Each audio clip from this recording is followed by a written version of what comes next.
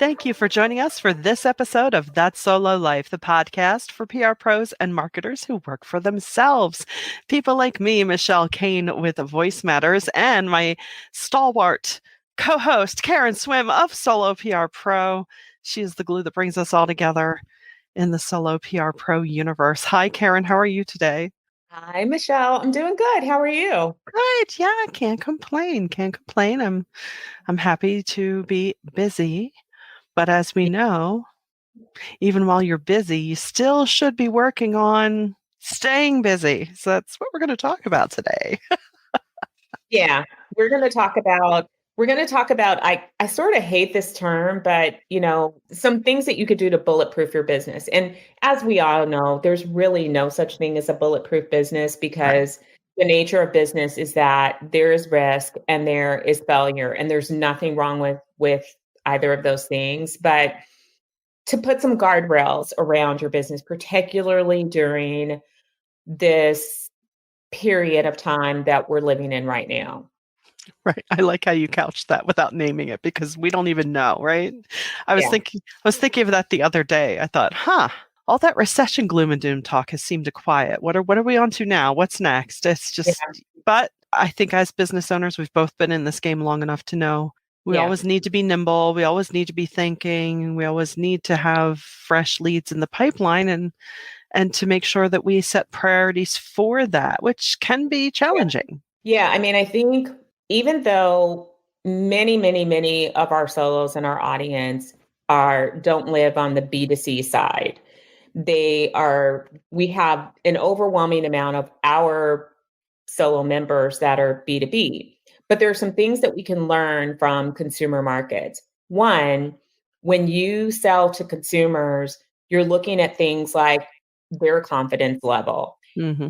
That may or may not have anything to do with the reality of the economic numbers, because how people feel is what drives them to open their wallet or close their wallet. So, what we've, for example, seen in this particular economic season is that we had high inflation, but we still saw strong retail sales. We still saw people spending. So that meant that they weren't feeling as nervous about letting go of their dollars. And that can shift. So, how can we Hmm. apply that to our business? I think it's really important to understand what your target audience is feeling right now. Are the companies that hire you doing mass layoffs? Are they looking at ways to cut costs? How are they feeling about their revenue streams? How are they feeling about how their customers are feeling? And this does mean that, and I'm always an advocate of this, but during these times, we really have to ensure that we are speaking the language of business and that we're digging deeper, that we're not staying at the communications layer, that we're going beyond that and understanding how communications fits into solving the problems of the day. And that means you have to understand what those problems are from your customer's perspective. And you have to be able to add value by being a part of the solution. This truly is how you bulletproof your business, because I promise you, if all that you are talking about are the media relations wins and your reports only show the reporters that you introduced your client to, or new publications that you pitched, or the clips that you've received, or the bylines that are in process, when it's time to cut budget, they're not going to care. Right. It's true. I have long had at the focus of my business. I am here to help you solve your pain points in the realm of communication.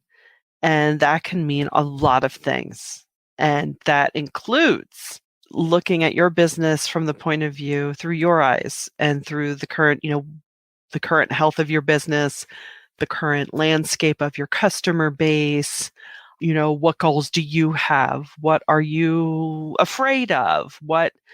Where are you lacking? And, why are people not responding to X? And, as we discussed, there's a lot of factors in that. And I know overall, and I'm not saying I'm right in this, but I sense there's a lot of distracted thought. People seem less focused, less scattered, whether it's a trade event or a public facing event, you're not seeing as much participation. And that could be for a number of reasons, which, we've discussed before on this podcast. I think to a certain extent, all of us are just done and we need to not for a while. And, that can factor into the health of your clients' businesses.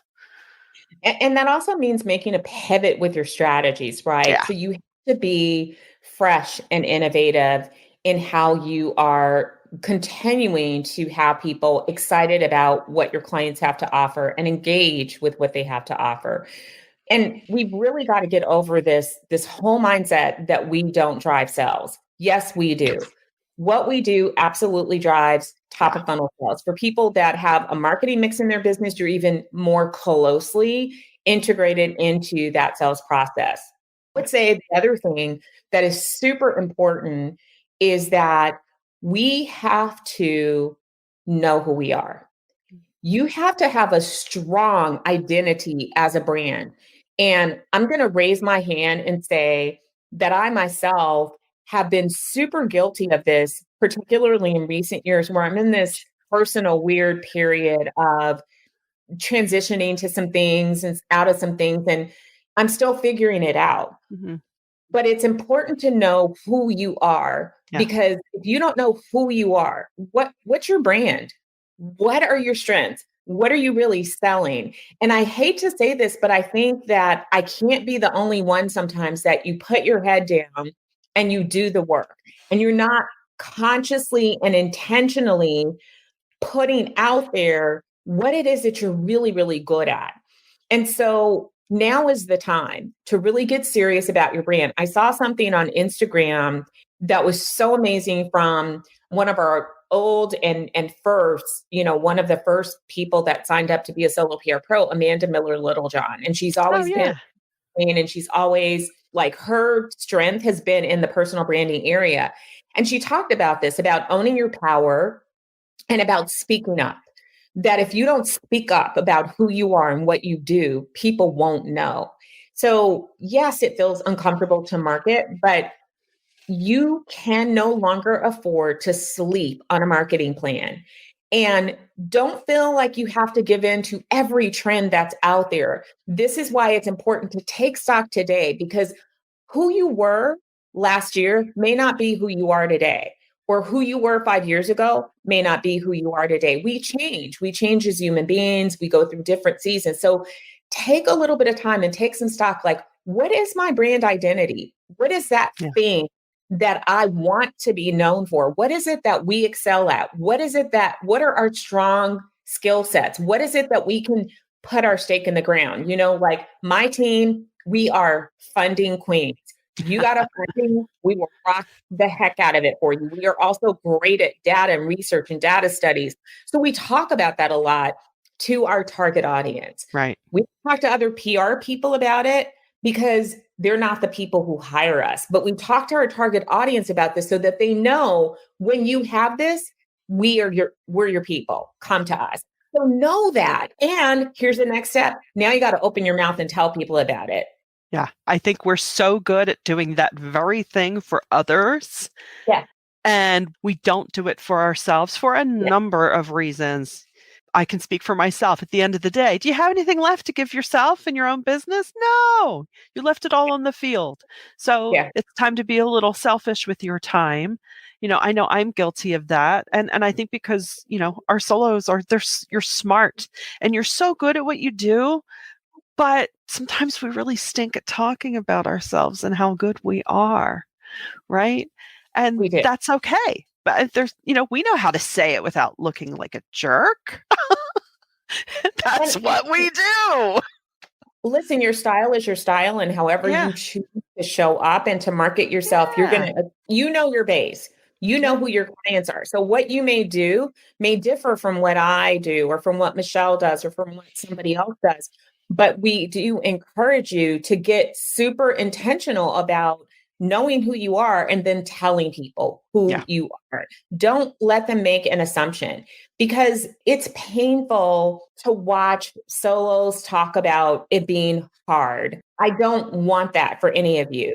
Right. And it is a weird time. And I'm not telling you that some accounts are not going to want to cut budget or some accounts are not going to leave. That is going to happen.